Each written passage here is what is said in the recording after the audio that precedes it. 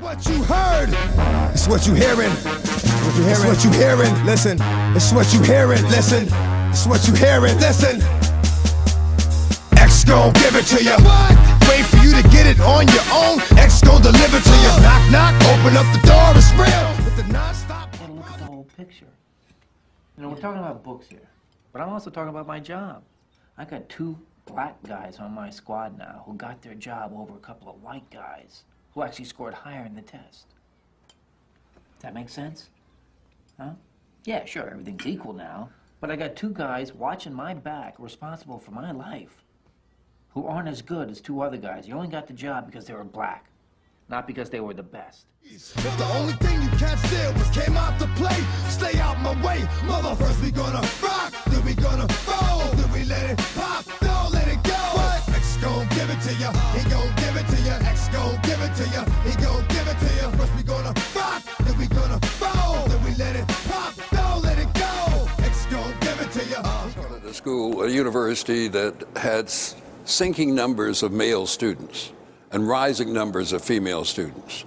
And they wanted to redress this imbalance, and so they began dipping down into the pool of male students and picking students with lower SATs. So, because, you know, women do better on the SATs than men do. And they went down, and now they have equal numbers. Come back and get the streets open. I've been doing this for 19 years. Wanna fight me, fight these tears. I put in work and it's all for the kids. But these cats done forgot what work is. They don't know who we be looking, but they don't know who they see. First we gonna... I don't want them, people getting ahead of us or things like that. It's interesting to me, George W. Bush, our President of the United States, went to Yale. Now, I can tell you, and it's not just as a Yale graduate myself, George Bush didn't get there on his grades. And he didn't get it on his extracurricular activities. George W. Bush went to Yale because his father went to Yale. There is something in universities called legacies, you know it well, and it means that people who are rich, generally white, privileged people from the highest spectrum of American society can go to college even if they're a D student.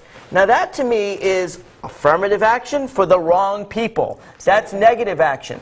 Don't you think the Democrats could say in response to, well, we don't want to give affirmative action to this poor kid who's worked hard.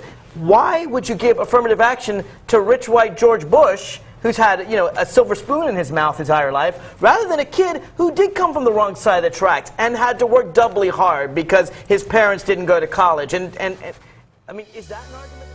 Yeah, be the realest shit I never wrote.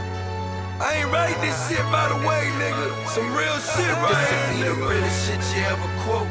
My president is black, my Lambo's blue, and I be goddamn if my rims ain't too. I'll be honest with you though, I've always believed that affirmative action was less of an issue, or should be less than an issue, than it's been made out to be in news reports. It hasn't been as potent a force for racial progress as advocates would claim, and it hasn't been... So let's go back in the classroom. Right. I'm your student.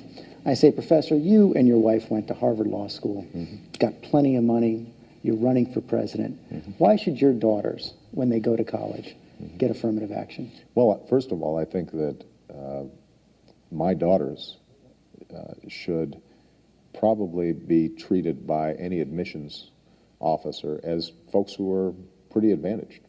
And I think that there's nothing wrong with us taking that into account as we consider admissions policies at universities.